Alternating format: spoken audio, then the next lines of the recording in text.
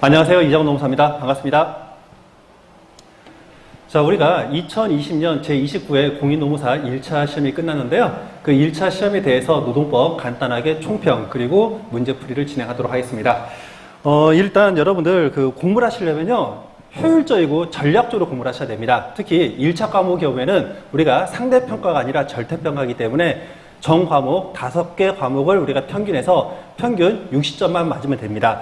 자, 그런데 이제 문제는 노동법의 경우에는요, 우리가 전략 과목으로서 고득점을 좀 일단 하셔야 되는데요. 아무리 못해도 노동법은 80점, 80점 이렇게 점수를 맞아주셔야 돼요.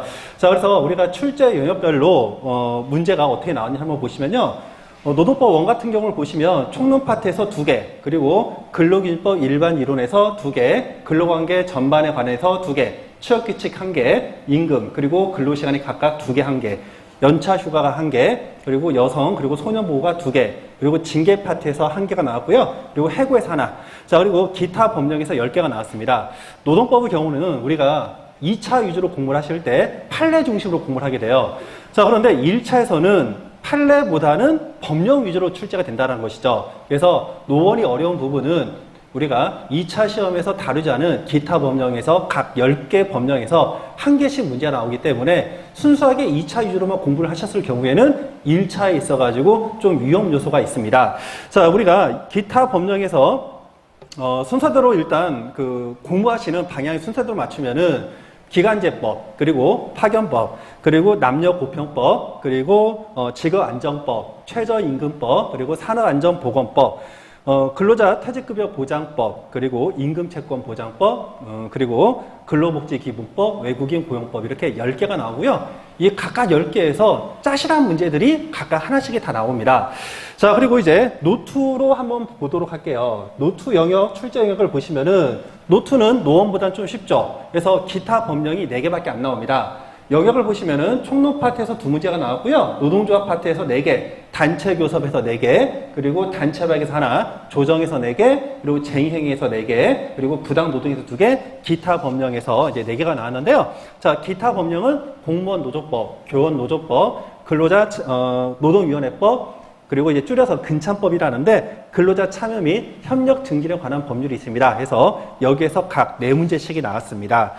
자, 그리고 출제 영역을 이제 보고 나서 출제 난이도를 한번 볼게요. 출제 난이도를 보면은 제가 이제 문제가 25개에서요. 상중하로 각각 나눴습니다. 그랬더니 상은 뭐냐면은 실질적으로 틀리라고 내는 문제죠.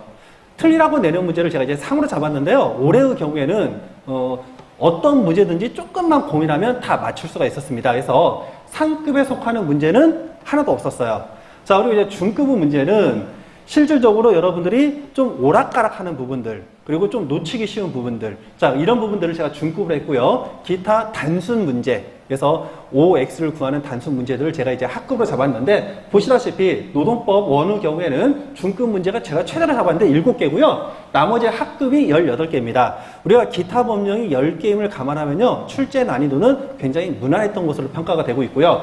노동법 2의 경우에는 상급 문제는 없고 중급 문제가 2개, 그리고 학급 문제가 23개, 거의 대다수였습니다. 그래서 노트의 경우는 우리가 실제로 조금만 공부를 하셨으면은 누구나 다 90점 이상을 맞을 수 있었던 좀 노트의 경우는 좀 평이한 그런 문제라고 판단이 되고 있고요. 자, 이제 문제 유형별로 제가 문제를 분석을 해봤습니다. 문제 유형은요, 이렇게 있죠. 정답형은 뭐냐 하면은 다음 중 옳은 것은, 이게 정답형 문제입니다.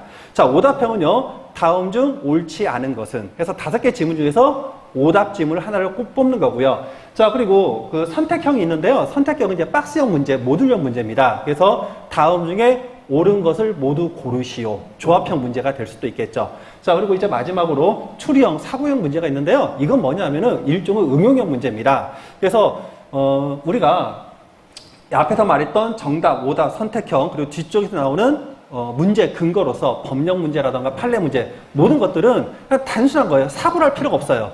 우리가 단순 암기한 거 OX로 정답만 내리면 됩니다. 그런데 추리형 문제는요, 여러분들이 알고 계신 법령 지식과 판례 지식을 응용해서 답을 추리를 하셔야 돼요. 이런 문제를 우리가 추리형 문제를 하는데, 여기 문제 분석표를 보시면은 정답형, 즉 맞는 지문 고르는 게 3개, 노원에서 오답형이 19개, 선택형이 3개, 추리형이 하나입니다.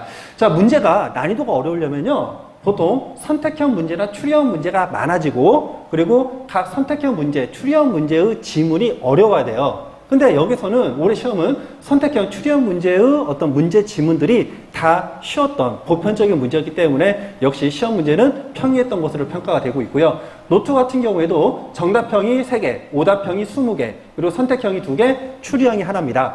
자, 여기 문제를 보시면은 지금 이 추리형을 빼고 나면 이거는 26개, 이건 25개인데요. 왜 그러냐면은 추리형 문제인데 이게 오답형이면서 추리형 문제 이렇게 좀 중복되는 문제 수가 있기 때문에 25개를 하나 이제 넘어가는 그런 현상이 일어난 부분이 있고요.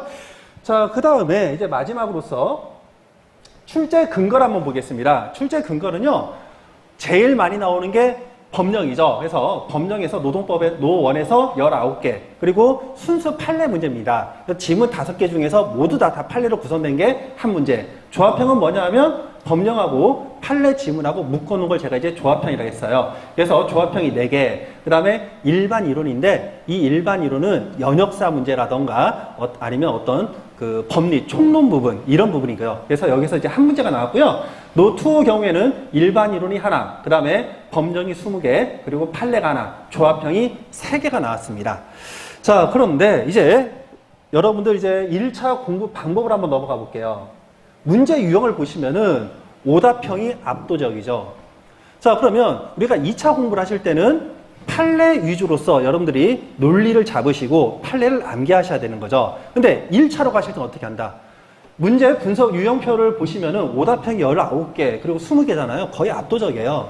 그러니까 여러분들이 1차 공부하실 때는 특히 이쪽 뒷페이지에서 그 문제 근거를 보시면은 여기 법령이 19개, 20개 이렇게 나오잖아요. 그러니까 여러분들이 1차 공부를 하실 때는 법령의 어떤 지문들이 오답으로 어떻게 변형될 수 있는지, 그래서 문제 우리가 지문을 보실 때 해당 지문이 오답형으로 출제할 때 어떻게 변형이 되는지, 그리고 뭐 일반적으로 정답형으로 나오는 지문들이 무엇인지 이런 것들을 여러분들이 보고 계신 각종 수험서에 체크만 하시면 됩니다. 그래서 이제 개인적인 생각인데요. 여러분들의 역량에 따라 가지고 공부 방법이 많이 다를 수가 있겠지만 일단 연기하고 일기부터 공부를 시작하시는 분들은 2차 위주로 공부를 시작하시면 돼요.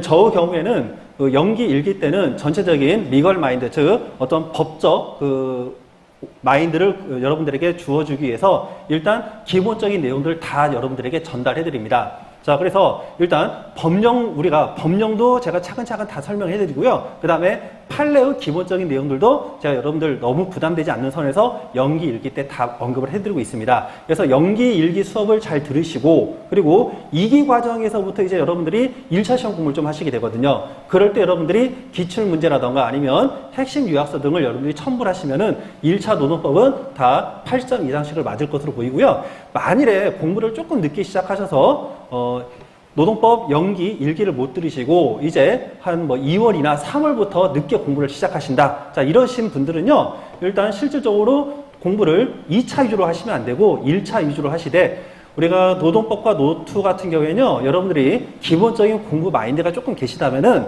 법령 위주로 출제가 되기 때문에 오답형, 우리가 기출 지문 위주로 공부를 하시면은 제가 볼 때는 조금 많이 잡으시면 한 과목에 한 2주 정도, 그리고 좀 적게 잡으시면 일주일 정도, 이렇게 해서 노동법을 여러분들이 80 이상 맞을 수 있을 것으로 판단이 됩니다.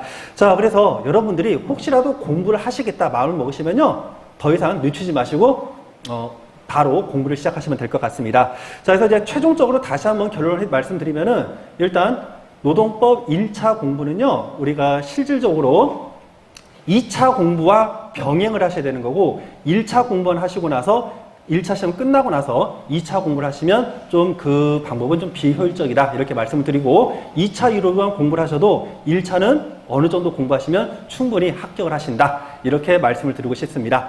자, 그러면 이것으로 해서요, 우리가 2020년 제29회 노동법 1차 기출 총평에 대해서 마치도록 하겠습니다. 감사합니다.